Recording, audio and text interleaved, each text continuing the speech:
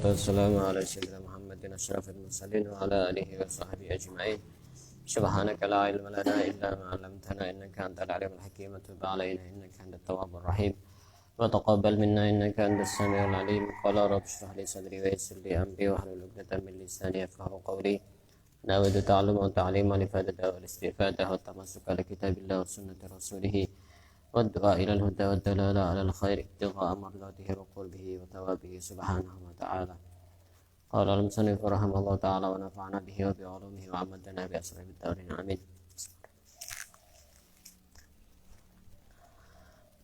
Kita lanjutkan kajian kitab Al-Arba'in An-Nawawiyah pada kesempatan kali ini. Kita sekarang sudah sampai kepada hadis yang keempat.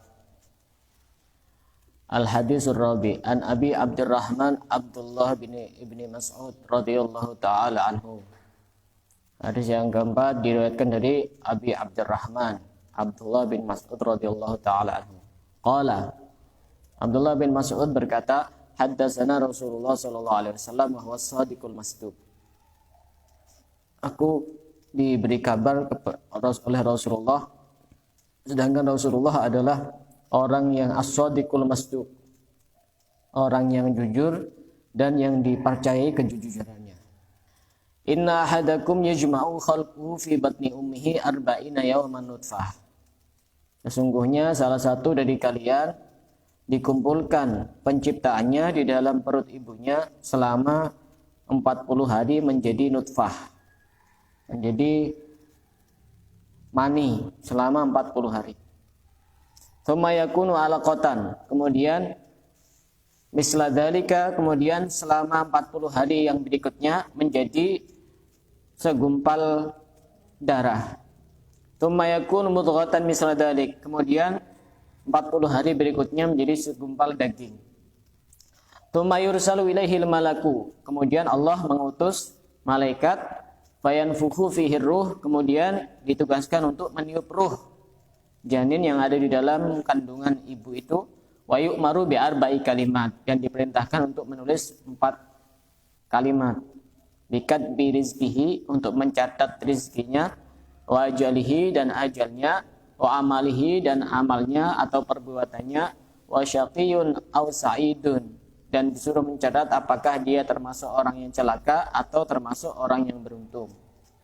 Fawallahilladzi la ilaha illa ghairuhu, demi Allah di mana tidak ada Tuhan selain Allah, inna ahadakum la ya'malu bi amali ahlil jannah hatta ma yakuna bainahu wa bainaha illa dira'un fayasbiqu alaihi alkitabu fayamalu bi amali ahlin nar fayadkhuluha. Sesungguhnya salah satu dari kalian ada yang beramal dengan amalnya ahli surga, sehingga antara dia dan dengan surga kecuali hanya setengah meter atau 1 dira'. Tapi kemudian tertulis di dalam kitab atau laful mahfud dia menjadi penduduk ahli neraka, sehingga dia mengamalkan dengan amalannya orang yang ahli neraka, sehingga dia kemudian dimasukkan ke dalam neraka. Wa inna ahadakum la ya'malu bi amali ahlin nar, dan salah satu dari kalian ada yang beramal dengan amalnya ahli neraka, hatta mayakuna bainahu wa bainaha illa dira', sehingga antara dia dan neraka kecuali hanya ada 1 dira' atau kira-kira setengah meter. Fayasbiqu alaihil kitab, tapi catatan yang sudah ada pada Allah di Lauhul Mahfuz, dia termasuk orang yang menjadi penduduk ahli surga. Fayamalu bi ahmali ahlil jannah, kemudian dia beramal dengan amalnya penduduk surga. Fayadkhuluha, kemudian dia masuk ke dalam surga. Rawahul Bukhari wa Muslim. Hadis ini diriwayatkan oleh Imam Bukhari dan Muslim. Kita bahas satu persatu dari awal. Hadis ini diriwayatkan oleh Abu Abdurrahman Abdullah bin Mas'ud. Kemarin sudah pernah kita bahas siapa Abdullah bin Mas'ud. Abdullah bin Mas'ud ini punya putra namanya Abdurrahman, makanya dijuluki Abu Abdurrahman.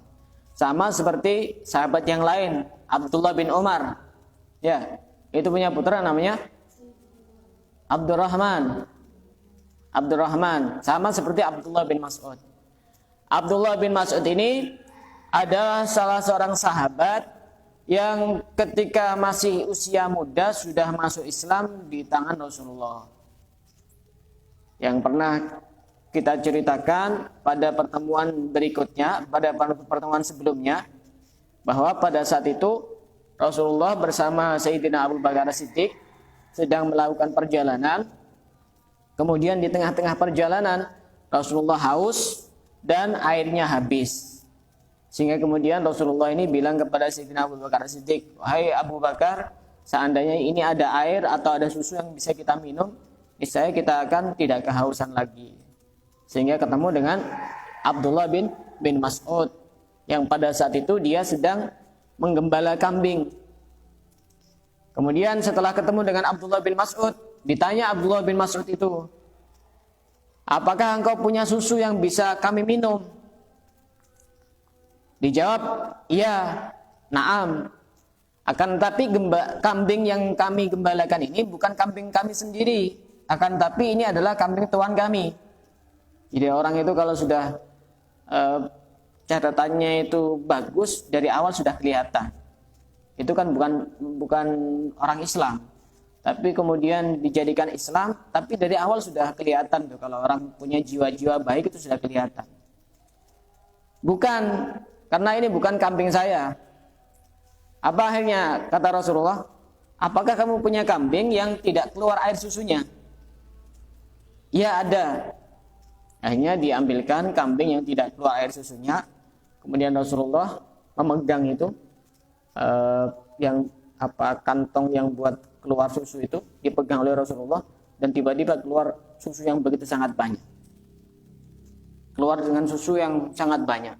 Sehingga kemudian Rasulullah minta izin untuk minum, kemudian diminum oleh Sayyidina Abu Bakar Siddiq dan diminum oleh Abdullah bin Mas'ud. Ini untuk memastikan ini sihir atau bukan. Benar-benar susu. Bukan sesuatu yang mirip dengan susu, tapi memang benar-benar susu. Melihat kejadian seperti itu, Abdullah bin Mas'ud merasa takjub, merasa heran, merasa kaget. Ternyata ada orang bisa seperti itu. Kemudian setelah itu dipegang lagi sama Rasulullah itu kantong yang keluar susu itu, kemudian langsung mengempes. Dan kemudian tidak keluar susu. Akhirnya diceritakan oleh Sayyidina Abu Bakar Siddiq bahwa beliau ini adalah Rasulullah, seorang nabi, seorang rasul yang mempunyai mukjizat. Sehingga pada saat itu juga Abdullah bin Mas'ud masuk Islam di tangan Rasulullah. Itu tentang Abdullah bin Mas'ud.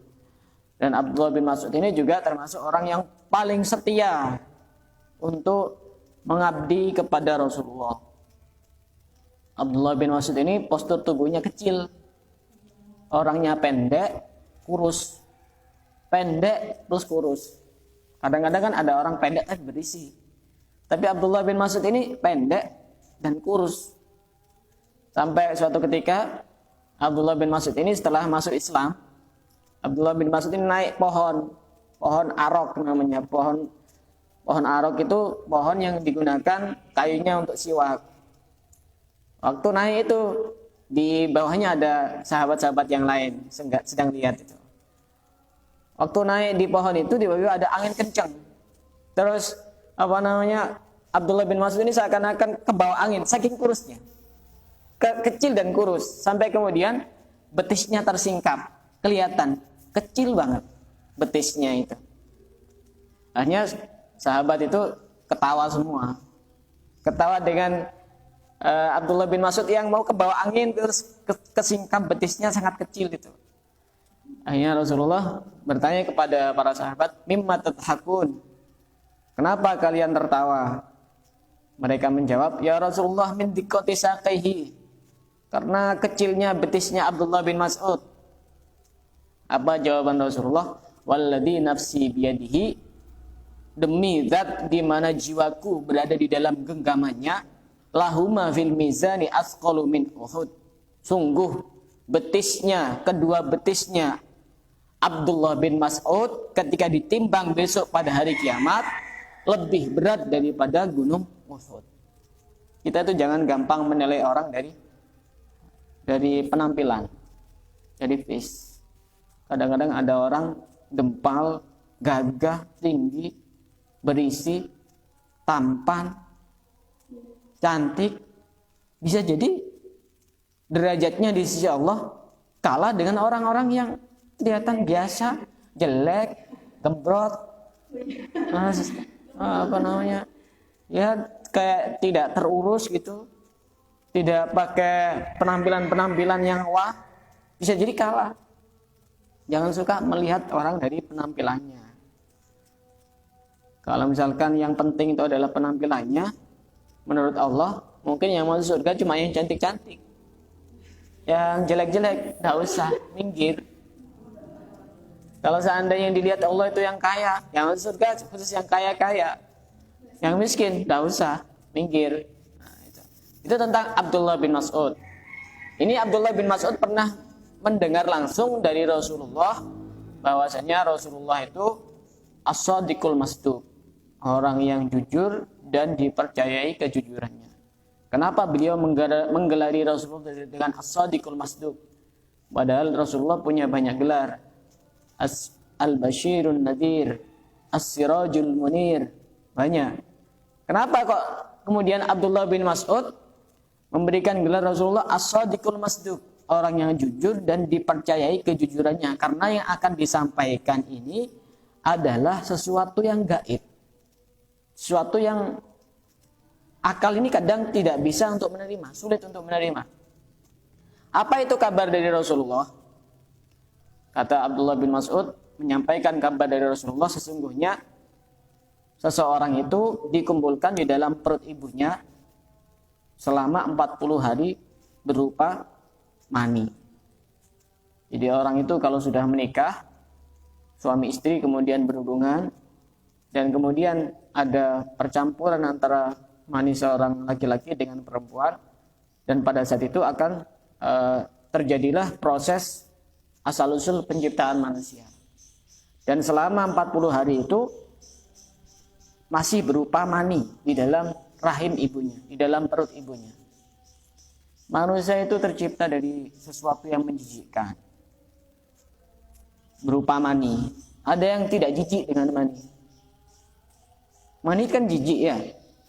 Sperma itu jijik. Manusia itu tercipta dari sesuatu yang menjijikkan. Karenanya Sayyidina Ali karramallahu wajhah pernah berkata dalam salah satu makalahnya, "Malibni Adam wal fakhr." Apa sebenarnya yang dibanggakan oleh manusia? Apa sebenarnya yang dibanggakan oleh anak Adam? Apa kata Sayyidina Ali bin Abi Thalib? Awaluhu nutfatun madhirah. Dia awalnya itu dari sesuatu yang menjijikkan, yaitu mani. Wa akhiruhu jifatun qadirah. Dan akhirnya adalah dia menjadi bangkai yang menjijikkan. Semua manusia pasti menjadi bangkai. Wa ma bainahuma yahmilul adirah. Dan antara awal sampai akhir dia kemana-mana bawa kotoran. Isinya manusia itu kotoran semua. Mulai dari yang keluar dari hidung, kotoran. Keluar dari mata, kotoran. Keluar dari mulut, kotoran. Keluar dari telinga, kotoran. Apalagi keluar yang dari jalan bawah ini, jalan depan sama jalan belakang. Kotoran semua. Makanya kata Sayyidina Ali bin Abi Thalib, yang dibanggakan manusia itu apa? Dia awalnya menjijikkan, akhirnya juga menjijikkan. Dan di dalam tubuhnya kemana-mana membawa sesuatu yang menjijikkan. Yang dibanggakan apa? Nah, ketika kita ingat perkataan Sayyidina Ali seperti itu, kita itu pasti mikir, iya, yang saya sombongkan apa? Saya ini juga tercipta dari mani yang menjijikkan, berakhir dengan bangkai yang menjijikkan. Kemana-mana bawa sesuatu yang menjijikkan, kotoran. Makanya pernah ada salah seorang ulama, salah seorang kiai yang pernah memberikan resep seperti itu. Kalau kamu pengen agar tidak sombong, gampang. Siapkan piring atau mangkok, kemudian ambil yang keluar dari mata itu, masukkan ke situ. Ambil yang keluar dari hidung, masukkan ke situ. Ambil yang keluar dari mulut, masukkan ke situ. Ambil keluar yang dari telinga, masukkan ke situ. Ambil yang keluar dari jalan depan sama jalan belakang, masukkan ke situ. Coba lihat. Isinya kamu yaitu. Apalagi ilmunya tidak ada, yang disombongkan apa? Ibadahnya pas-pasan, yang disombongkan apa? Hatinya banyak suudon sama orang, yang disombongkan itu apanya? Yang dibawa kotoran semua. Karenanya pernah ada satu cerita, dulu ada seorang anak raja. Anak raja kemudian pakai pakaian yang sangat bagus, kendaraan yang sangat mewah.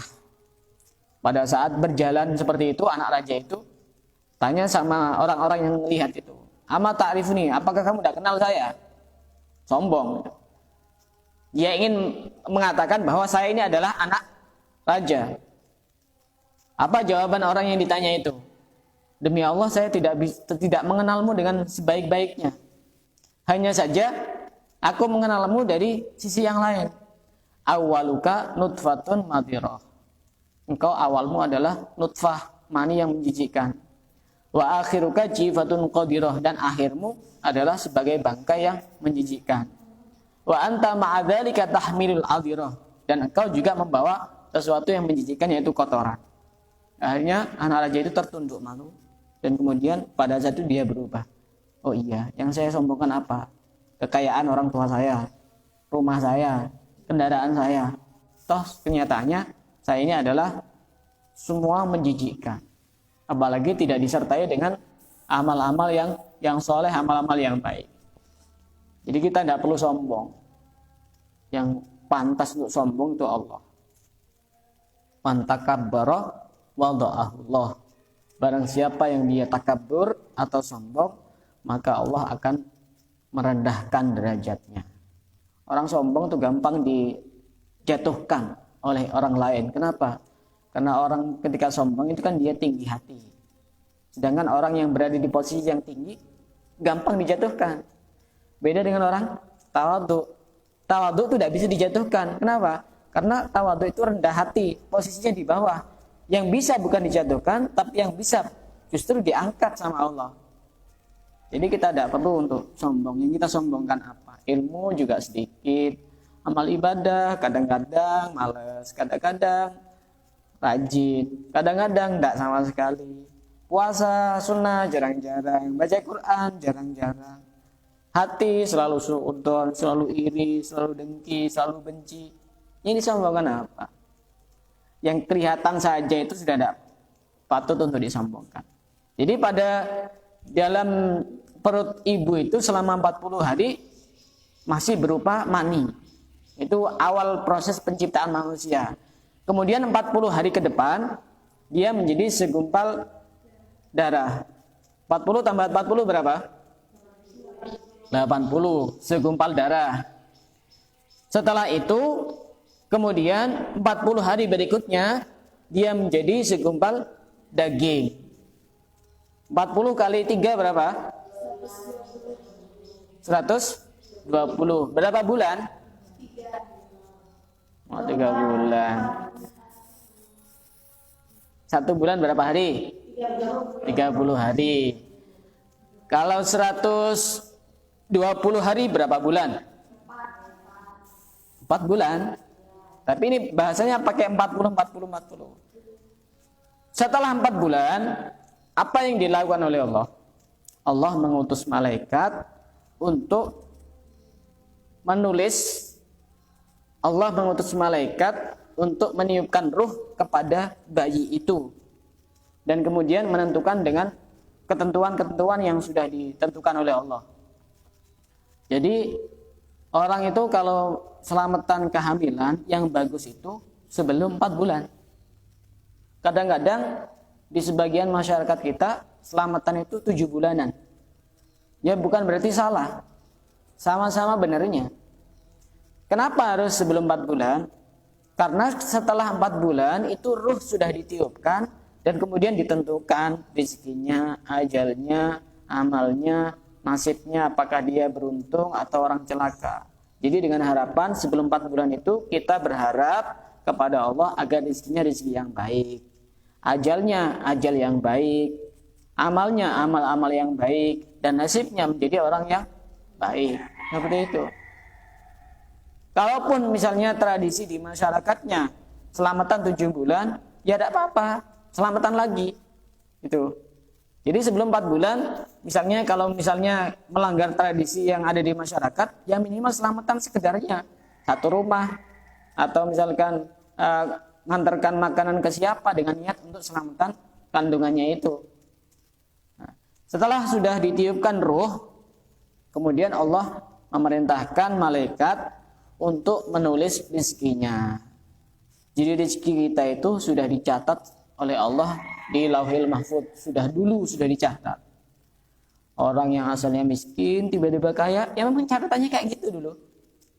Ada orang yang kaya tiba-tiba bangkrut dan bahkan sampai gila, sampai mati, ada juga seperti itu. Memang catatannya sudah kayak gitu dari dulu. Mungkin di sini misalnya 1 tahun ke depan dapat rezeki yang banyak semuanya, catatannya misalnya, ya memang sudah kayak gitu. Ajalnya bagaimana, nanti mati di mana, itu sudah dicatat oleh Allah semuanya. Tidak ada yang meleset. Dan orang mati itu biasanya dia itu kan manusia kan tercipta dari tanah. Nah, tanah itu yang dari tanah yang mana dia diciptakan, maka di tanah itu dia akan mati. Misalkan orang aslinya Bojonegoro misalnya, tapi diciptakan dari tanah Besuki, ya matinya di Besuki. Akhirnya nanti kan di sini juga. Seperti itu. Ajalnya sudah ditentukan oleh Allah. Amalnya, perbuatannya, dia itu suka ngaji, apa suka hafalan Quran, apa suka main judi, apa suka main remi, apa suka minum minuman keras, apa suka berzina, semuanya sudah ditentukan oleh Allah pada saat itu. Wa syaqiyun aw sa'idun. Dan apakah dia termasuk orang yang celaka atau orang yang beruntung, semuanya sudah ditentukan oleh Allah. Kemudian lanjutan hadisnya, ini perlu dipahami betul-betul ya, takut salah paham. Ini soalnya pembahasan yang cukup butuh mikir terlalu serius ini. Urusan nanti, kalau sudah ditentukan rezekinya gimana? Apakah kita tidak kerja? Nah, ini harus dengarkan baik-baik. Kalau sudah ditentukan, apakah kita beruntung atau celaka? Berarti kita tidak usah berbuat baik. Nah, nanti kan percuma. Dengarkan baik-baik. Lanjutan hadisnya, demi Allah tidak ada Tuhan selain Allah. Sesungguhnya ada orang itu yang beramal dengan amalnya penduduk surga, tapi kemudian sebelum mati dia beramal dengan amalnya ahli neraka sehingga kemudian dia masuk neraka. Ada juga orang itu yang beramal dengan amalnya penduduk neraka, main, judi, zina, minum minuman keras, mabuk, merampok, mencuri, jamret, hutang tidak bayar misalnya. Itu amalannya orang-orang penduduk neraka. Tapi menjelang kematiannya tiba-tiba dia bertobat dan kemudian dia beramal dengan amalnya ahli surga dan kemudian dia masuk surga. Sebenarnya apa maksudnya itu? Kita itu harus hati-hati, harus waspada. Walaupun pada saat itu kita sudah ditentukan rezekinya, rezeki itu ada 2 yang perlu dipahami. Rezeki itu ada 2. Rezeki itu jangan hanya diartikan materi, uang, harta, jabatan, rumah, pasangan dan seterusnya. Bukan itu. Rezeki itu ada 2. Ada yang kelihatan, ada yang tidak kelihatan. Ada rezeki zahir, ada rezeki batin. Rezeki zahir contohnya sehat, punya banyak uang, kemudian punya rumah bagus, punya pasangan baik, misalkan. Itu rezeki zahir. Rezeki batin, punya iman yang kuat, di dalam hatinya selalu ditambahi dengan ilmu, punya ketenangan batin, hatinya itu tidak gelisah, hatinya tidak gampang benci sama orang, tidak gampang iri sama orang. Itu namanya rezeki batin. Jadi jangan kemudian kita itu mikirnya, saya sudah rajin hadir majelis ilmu, kok rezeki saya tidak tambah-tambah. Kamu mengartikan rezeki urusan uang. Bisa jadi mereka yang banyak uangnya hatinya tidak tenang. Saya sudah sholat ini, sholat itu, sudah puasa sunnah, sudah baca Quran, kok rezeki saya tetap kayak gini aja. Dikira rezeki itu urusan uang. Rezeki itu ada banyak. Bisa jadi hati kita tenang, tidak punya sifat iri, tidak punya sifat benci, itu juga namanya rezeki. Justru semakin kita ini bisa mendekat kepada Allah, itu adalah rezeki yang paling besar yang bisa kita terima dan bisa kita rasakan. Apa tadi sampai mana tadi? Kita harus waspada. Kita kan tidak tahu rezeki kita seberapa dan berapa banyak. Sudah ditentukan oleh Allah semuanya. Tapi bukan berarti kita kemudian tidak kerja dengan alasan orang tidur-tiduran. Kenapa kok tidak kerja? Kalau saya sudah rezekinya segini kan juga segini. Itu repot. Kenapa? Karena tidak tahu dia. Karena tidak tahu. Masih belum tersingkap itu. Dia kan benar-benar tidak tahu. Ya kalau memang rezekinya banyak.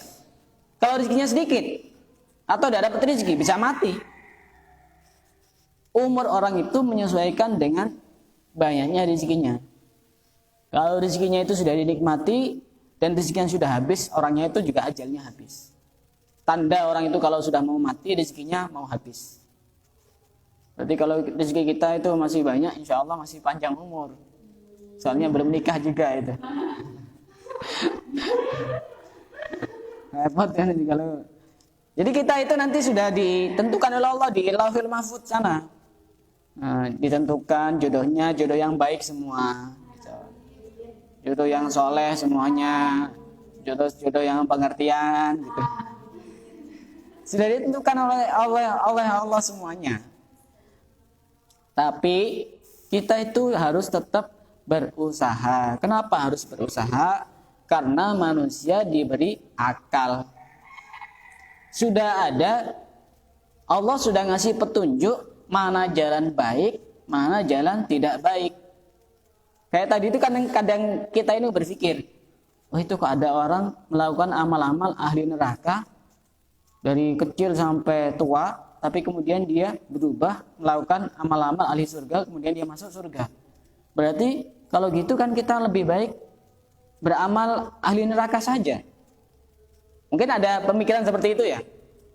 Tanda tanya besar kalau melihat pemahaman hadis seperti ini. Yang menjadi pertanyaan, kamu tahu apa enggak? Kamu ini ahli surga atau neraka? Kan enggak tahu. Masih misteri semua kan? Tugas kita itu melakukan yang sudah menjadi petunjuk Allah. Itu loh ke surga jalannya ke sana. Nah, nih. Mau ke Surabaya jalannya ke sana, ke arah barat. Jangan ke arah timur, enggak nyampe-nyampe. Bisa ke arah timur tapi nanti aling-ling, keliling-keliling. Bisa nyampainya lama. Sudah dikasih petunjuk sama Allah. Kita tidak usah mikirkan apakah rezeki kita bagaimana, ajal kita bagaimana, atau kita ini termasuk orang yang beruntung atau orang celaka. Tugas kita adalah menjalankan petunjuk Allah. Mau ke Surabaya, lewat sana. Lewat ke barat, ke arah barat, jangan ke arah timur. Tidak sampai. Mau makan, pergi ke dapur, jangan pergi ke toilet. Seperti itu. Semuanya sudah diberikan rambu-rambu dan petunjuk oleh Allah. Jangan sampai kita salah jalan.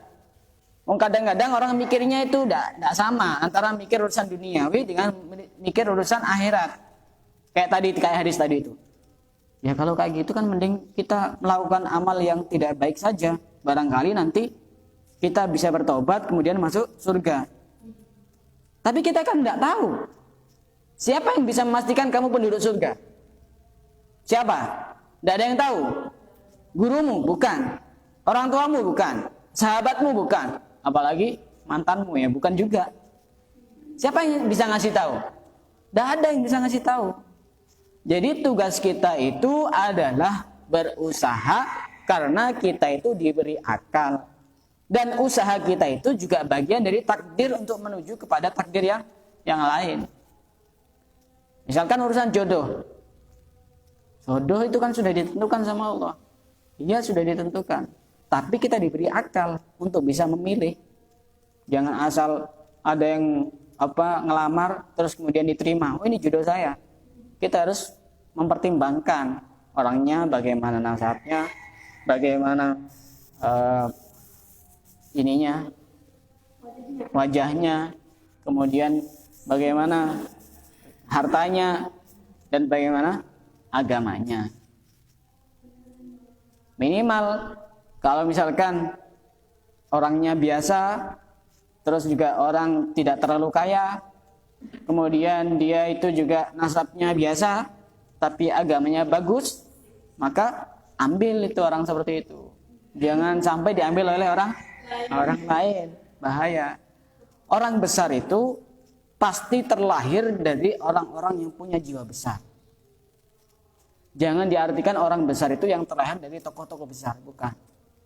Orang besar itu terlahir dari orang-orang yang punya jiwa besar. Bagaimana orang punya jiwa besar? Agamanya kuat.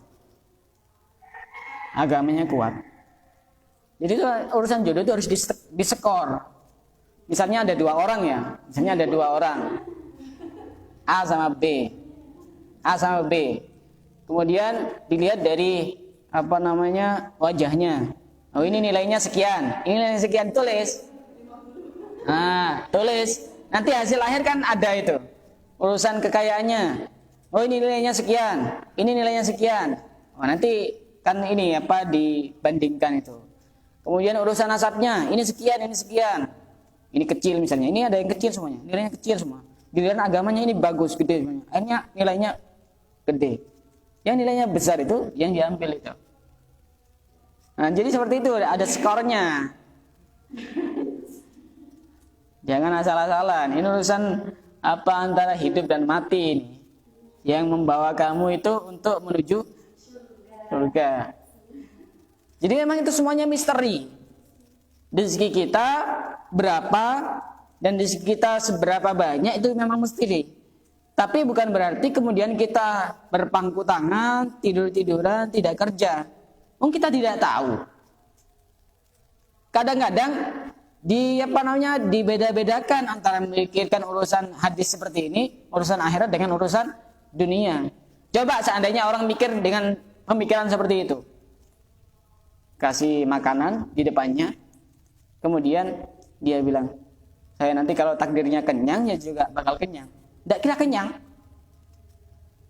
Orang itu kalau sehat akalnya, pasti dia ngambil piring, ngambil centong, ngambil sendok, masukkan ke mulut, dia kenyang. Jangan kemudian mikir takdir. Oh, nanti kalau saya takdirnya kenyang, ya kenyang. Ini toh. Tidak kira kenyang, bisa-bisa mati. Kenapa? Karena sibuk mikirkan urusan takdir. Kita tidak usah mikir takdir. Kita jodohnya seperti apa, wajahnya hitam, apa pink, apa biru, apa oranye. Tidak usah mikir. Tugas kita sebagai orang yang berakal. Sudah ada aturan-aturan dan petunjuk-petunjuk dari Allah dan dari Rasulullah. Kalau urusan jodoh seperti ini, seperti ini, seperti ini. Dan kenapa di sini kok disebutkan yang begitu sangat mengerikan? Ada orang itu yang beramal dengan amalnya ahli surga, dari kecil ibadah terus, nggak pernah maksiat. Tapi giliran sebelum mati dia kemudian berubah menjadi bajingan, jadi penjahat, jadi perampok. Tiba-tiba dia kemudian masuk neraka. Kita tidak usah mikir seperti itu. Orang-orang itu yang ibadahnya seakan-akan seperti ibadah penduduk ahli surga itu, kemudian nasibnya ternyata masuk neraka, itu biasanya dia beramalnya bukan karena Allah. Kelihatannya saja ibadahnya seakan-akan seperti ibadah penduduk ahli surga, tapi kenyataannya tidak. Kenapa? Karena hatinya tidak bersambung kepada Allah. Misalkan ada orang tiap hari sedekah, ternyata sedekahnya dari barang-barang yang haram. Atau ada orang bangun musola, bangun masjid, kan kelihatan amal-amal penduduk ahli surga, tapi dari barang-barang yang haram. Atau kelihatan dia rajin baca Quran, rajin hadir majelis ilmu, rajin ibadah, ternyata tujuannya karena agar dipuji oleh orang lain. Itu kan kelihatannya saja beramal dengan amal penduduk ahli surga, Tapi kenyataannya bukan. Orang seperti itu bukan semakin dekat dengan Allah, akan tetapi orang seperti itu justru semakin jauh dari Allah. Jadi kita tidak perlu mikir urusan takdir. Yang tugas kita itu adalah berusaha. Doa itu juga bagian dari takdir. Jadi kadang kita itu sudah ditakdirkan oleh Allah di sana seperti ini. Kemudian Allah juga menakdirkan kita agar bisa sampai kepada takdir yang ada di sana, yaitu dengan usaha dan doa. Kita sudah mengikuti apa saja yang sudah diperintahkan oleh Allah, apa saja yang sudah dikasih petunjuk sama Rasulullah. Amay ya'mal misqala dzarratin khairan yarah, amay ya'mal misqala dzarratin syarran yarah. Jadi kita tidak usah mikir seperti itu. Percuma nanti saya ibadah terus, rajin ngaji terus. Tapi kalau takdir saya di sana jadi penduduk neraka, bagaimana? Kan percuma. Yang jadi pertanyaan, kamu tahu apa enggak takdir kamu? Kan enggak tahu kan? Jadi kenapa enggak usah pusing-pusing? Wong kita enggak tahu. Kok sampai mikirnya? Ya kan nanti percuma. Ya masalahnya kamu enggak tahu. Jadi seperti apa? Kan enggak tahu. Makanya kita harus berusaha dan berikhtiar. Dan sebagian para ulama memberikan tuntunan termasuk yang bisa menyebabkan orang mati dalam keadaan husnul khotimah itu salah satunya adalah yang pertama at-tahawunu bis shalah. Meremehkan urusan salat. Ini meremehkan urusan salat, bukan tidak salat. Kalau sudah tidak salat sudah pasti itu. Ini at-tahawunu bis shalah, meremehkan urusan salat. Meremehkan urusan salat itu contohnya bagaimana? Nanti masih jam 1. Oh nanti masih setengah 2. Nanti masih jam 2. Kan asarnya jam 3. Itu bagian dari contoh meremehkan sholat. Tapi dia tetap sholat. Tapi ini salah satu penyebab orang mati su'ul khotimah. Na'udzubillah min dzalik. Dan kemudian yang lain adalah wasyurbul khamri, minum khamr, minum minuman keras. Wa adzal muslimin, dan menyakiti orang-orang Islam sesama. Baik dengan ucapan, perbuatan, maupun dengan prasangka, itu juga sama menyakiti orang lain. Termasuk menyakiti orang lain itu, ini kadang-kadang sering terjadi. Kemarin sekitar 2 hari yang lalu, saya hadir di sebuah undangan seperti itu. Kalau ada 3 orang atau lebih, kemudian kita mau ngobrol sama teman kita yang ada di samping kita, jangan sampai bisik-bisik ngobrolnya. Tidak boleh di dalam Islam seperti itu. Walaupun yang dibicarakan bukan membicarakan orang yang ada di situ. Khawatir apa? Khawatir tersinggung. Kemarin saya ngelihat ada orang seperti itu. Saya ada di pinggirnya. Saya kan jadi tanda tanya. Walaupun saya tidak suudzon sama orang lain, tapi orang itu kadang itu tiba-tiba bisikan setan tuh masuk. Jadi yang diobrolkan apa kok harus bisik-bisik? Itu menjaga perasaan. Jadi tidak usah bisik-bisik kalau ada orang lain itu. Kecuali kalau misalkan cukup rahasia, ya tinggal keluar saja, tidak usah bisik-bisik. Itu menjaga perasaan orang lain. Jadi kita tidak perlu untuk mikirkan urusan takdir kita jadi seperti apa. Kita itu tugasnya adalah berusaha dan berdoa. Kemudian termasuk perkara yang bisa menyebabkan su'ul khotimah adalah uququl walidain, menyakiti hati kedua orang tua. Ini hati-hati. Na'udzubillah min dzalik. Dan termasuk ada di sini ada beberapa amalan yang bisa menyebabkan kita insyaallah mati dalam keadaan husnul khotimah. Apa itu amalannya? Kita setelah selesai sholat, ini sebagaimana ada seorang ulama yang bernama Abu Idris Al-Khawlani. Beliau pernah bertanya kepada Nabi Khidir alaihissalam. Ya Nabi Allah, wahai Nabi Allah, ayyu amalin idza amilahul abdu amanahullahu alal iman. Amal apa yang ketika ada seorang hamba yang mengamalkan amalan tersebut, maka imannya akan diamankan oleh Allah.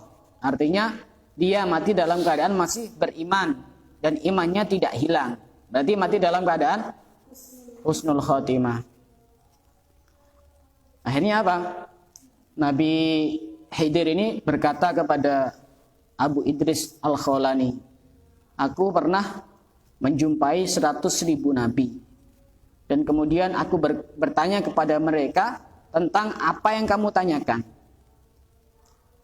Sehingga tidak ada satupun mereka yang menjawab. 100.000 nabi itu tidak ada satupun yang menjawab. Sehingga aku bertemu dengan Nabi Muhammad. Nabi Khidir ini bertemu dengan Nabi Muhammad Shallallahu Alaihi Wasallam. Kemudian Nabi Khidir bertanya kepada Nabi Muhammad. Nabi Muhammad juga tidak menjawab. Sehingga kemudian Nabi Muhammad bertanya kepada malaikat Jibril. Apa Jibril amalan yang bisa menjadikan orang imannya masih tetap ada pada saat dia meninggal dunia? Jibril juga tidak menjawab. Sehingga Jibril bertanya kepada Allah Subhanahu wa taala. Masa Allah tidak menjawab? Dijawab oleh Allah. Apa kata Allah? Man wadhaba ala qiraati ayatil kursi wa amana ar-rasul wa syahidallah wa qulillahumma malikal mulki dan surat Al-Ikhlas, Al-Mu'awwidatin, Al-Fatihah. Setiap selesai sholat maka dia akan dijadikan orang yang mati dalam keadaan membawa iman. Saya baca runtutannya. Dan ini kebetulan amalan ini adalah amalan yang dibaca di tempat saya dulu mondok. Wiridanya salah satunya ini setelah selesai sholat. Ayat kursi, saya baca aja ya. Allahu la ilaha illa huwal hayyul qayyum la ta'khudhuhu sinatun wa la nawm lahu ma fis samawati wa ma fil ard man dhal ladzi yashfa'u 'indahu illa bi idhnihi ya'lamu ma bayna aydihim wa ma khalfahum wa la yuhituna bi shay'in min 'ilmihi illa bima sha'a وسع كرسيه السماوات والأرض ولا يؤوده حفظهما وهو العلي العظيم. Ayat kursi ya, ayat kursi. آمن الرسول بما أنزل إليه من ربه والمؤمنون كل آمن بالله وملائكته وكتبه ورسله لا نفرق بين أحد من رسله وقالوا سمعنا وأطعنا غفرانك ربنا وإليك المصير لا يكلف الله نفسا إلا وسعها لها ما كسبت وعليها ما اكتسبت ربنا لا تؤاخذنا إن نسينا وأخطأنا ربنا ولا تحمل علينا إصرا كما حملته على الذين من قبلنا ربنا ولا تحملنا ما لا طاقة لنا به واعف عنا واغفر لنا وارحمنا أنت مولانا فانصرنا على القوم الكافرين. Sampai akhir surat itu. Kemudian syahidallahu annahu la ilaha illa huwa syahidallahu annahu la ilaha illa huwal malikul ya apa?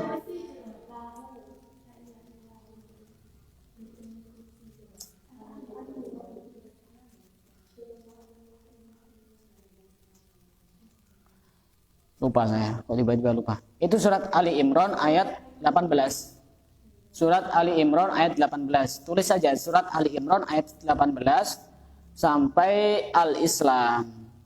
Surat Ali Imran sampai Al-Islam. Berarti sampai ayat 19. Lupa saya itu bacanya. Kok tiba-tiba lupa. Kemudian dilanjutkan surat Ali Imran ayat 26 sampai 27. Nanti dicari sendiri. Nanti insya Allah saya jadikan satu. Insya Allah nanti saya kirim di grup. Qulillahumma malikal mulki tu'til mulka man tasha wa tanzi'ul mulka mimman tasha wa tu'izzu man tasha wa tudhillu man tasha bi yadikal khair innaka 'ala kulli syai'in qadir. Tulijul laila fin nahari wa tulijul nahara fil lail wa tukhrijul hayya minal mayyiti wa tukhrijul mayyita minal hayy wa tarzuqu man tasha'u bighairi hisab. Sampai situ, bighairi hisab. Tidak harus hafal. Jadi amalan ini tidak harus hafal, bisa baca juga tidak apa. Ditulis kemudian dibaca juga tidak apa. Kemudian setelah itu baca surat Al-Ikhlas 1 kali, Al-Falaq 1 kali, dan kemudian An-Nas 1 kali, dan Al-Fatihah 1 kali. Ini termasuk amalan yang bisa menjadikan kita itu mati dalam keadaan husnul khotimah. Setiap selesai sholat. Kalau misalkan wiridan kita sudah wiridan yang seperti biasa, ya dibaca setelah wiridan itu tidak apa-apa. Tidak harus pas langsung salam langsung baca ini, tidak harus. Kalau sudah kita istiqomah punya wiridan setelah selesai sholat, ya setelah wiridan itu dibaca tidak apa-apa. Tidak harus pas setelah selesai salam, tidak harus. Ada amalan yang lain sebagaimana disebutkan di dalam kitab Hayatul Hayawan, termasuk amalan yang bisa menyebabkan kita itu mati dalam keadaan husnul khotimah dan kita aman dari mati suul khotimah. Kita sholat sunnah 2 rakaat setelah maghrib, setelah ba'diyah maghrib maksudnya. Kemudian setiap rakaat kita membaca Fatihah, ayat kursi, qul huwallahu ahad, qul a'udzu birabbil falaq, qul a'udzu birabbin nas. Ini lebih gampang kalau ini. Sholat 2 rakaat, setiap rakaatnya itu baca Fatihah, kan wajib Fatihah. Ayat kursi, kemudian Al-Ikhlas, Al-Falaq, An-Nas. Setiap rakaat bacaannya sama. Kemudian setelah salam kita baca sholawat 10 kali. Kita baca sholawat 10 kali. Setelah baca sholawat 10 kali kita berdoa kepada Allah. Ini berdoa tidak harus bahasa Arab, tapi di sini ditulis bahasa Arab. Allahumma inni astaudiuka dini. Artinya, ya Allah, aku menitipkan agamaku. Ditulis saja itu artinya nanti. Fahfadhu, maka jagalah agamaku. Fahfadhu alayya fi hayati, maka jagalah agamaku selama hidupku. Wa inda mamati, dan ketika aku mau mati, wa ba'da wafati, dan ketika aku sudah mati. Itu doanya isinya seperti itu. Bisa versi bahasa Arab, bisa versi bahasa Indonesia, atau bahasa-bahasa yang lain. Ya, intinya, ya Allah, aku menitipkan agamaku, maka jagalah agamaku pada saat aku hidup, dan pada saat aku mau mati, dan setelah aku mati. Insyaallah amina min su'il khotimah. Insyaallah dia aman dari mati dalam keadaan su'ul khotimah.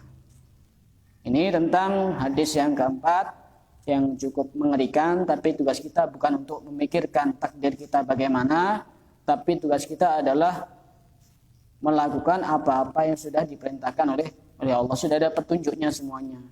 Kamu pengen kenyang, pergi ke dapur, jangan pergi ke toilet. Tidak bakal nemu makanan. Pengen buang hajat, ya jangan pergi ke dapur, pergi ke toilet. Semuanya sudah ada petunjuknya. Semuanya sudah ada petunjuknya. Kita tidak perlu tanda tanya, tidak perlu tanya takdir saya menjadi penduduk ahli surga atau tidak. Kemudian kita ini, ya percuma nanti kalau ternyata saya menjadi penduduk ahli neraka. Kamu tidak tahu. Ini tidak usah mikirkan sesuatu yang kita sendiri menjadi pusing untuk mikirkan itu. Kita tidak tahu jadi penduduk surga atau penduduk neraka. Yang penting kita berusaha. Insya Allah kita menjadi penduduk ahli surga. Amin. Silakan yang mau tanya, silakan.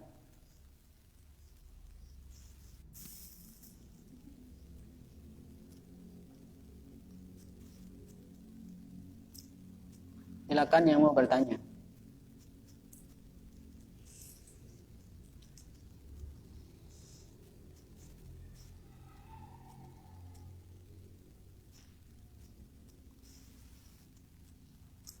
Kalau mau pengen punya uang, gimana?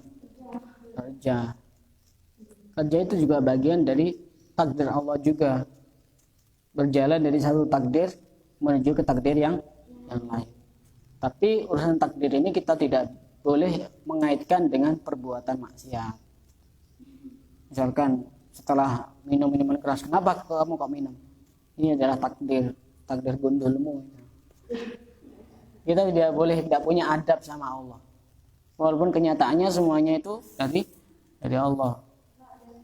Ya, silakan.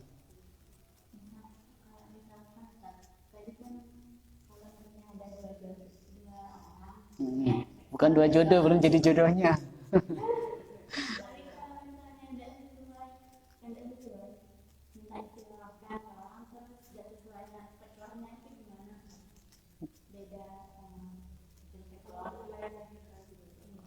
Hasil istikharah beda sama? Oh, skornya. Kemungkinan sama. Karena hasil istikharah itu adalah jawaban dari Allah, sedangkan yang kayak tadi itu masalah skor-skor tadi itu juga atas petunjuk dari Rasulullah. Rasulullah juga petunjuknya dari Allah.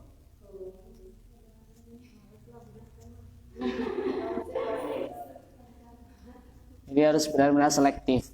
Jadi tugasnya perempuan itu bukan mencari, tapi menyeleksi. Yang tugasnya mencari itu laki-laki. Ya.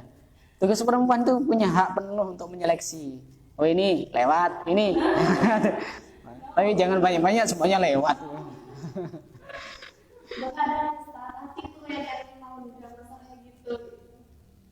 Jangan urusan hati, kita sudah ada aturannya.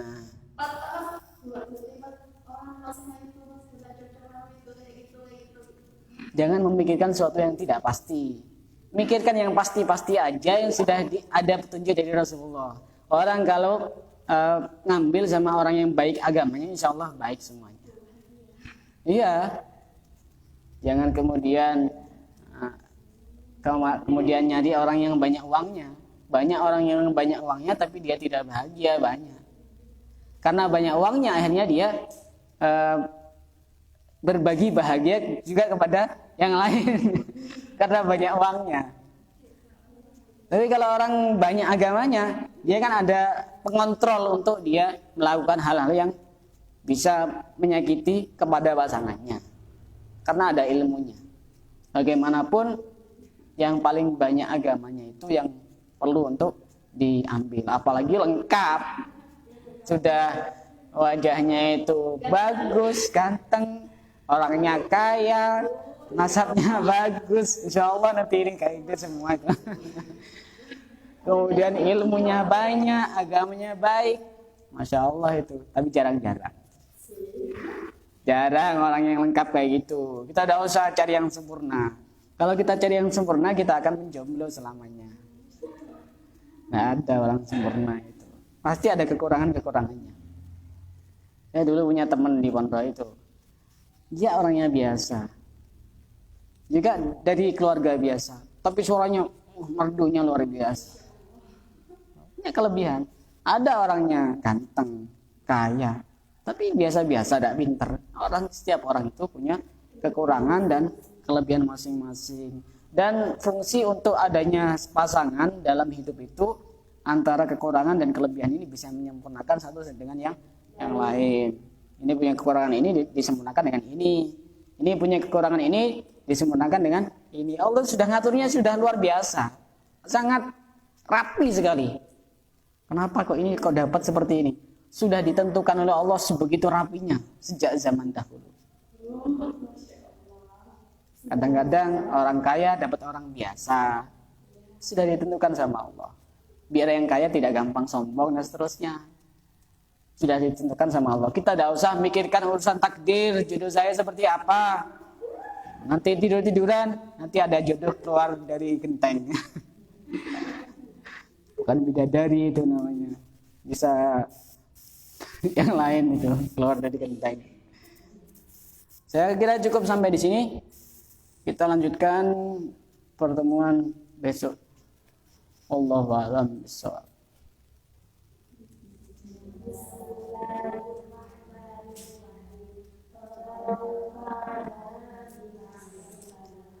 Yeah.